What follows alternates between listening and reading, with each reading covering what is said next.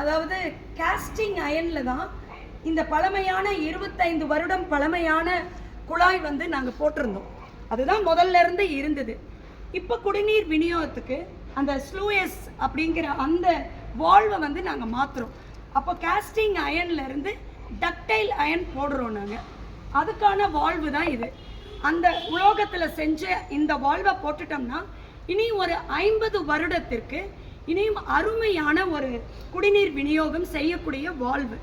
இந்த மேஜர் பணியை நேற்று ஆரம்பித்தோம். ஷட் டவுனுங்கிறதுனால நேற்று ஆரம்பித்தோம். பணிகள் இனியும் வேலை செய்யப்பட்டு கொண்டிருக்கின்றது. இனியும் ஒரு 2-3 மணி நேரத்தில் இந்த பணிகள் நிறைவு பெறும். அதுக்கப்புறமா குடிநீர் கொஞ்சம் நம்ம தங்கு தடை இல்லாமல் பொதுமக்களுக்கு விநியோகம் செய்ய முடியும்.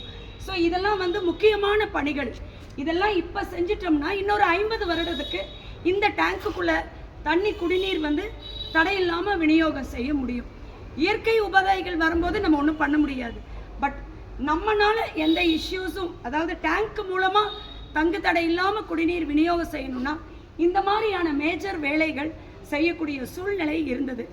ஏன்னா 25 வருடம் பழமையான ஒரு குடிநீர் குழாய், அதை வந்து நாங்கள் அது காஸ்டிங் அயனில் இருந்தது, அதை டக்டைல் அயன் உலோகத்தில் இந்த வால்வை நாங்கள் செஞ்சுருக்கோம்.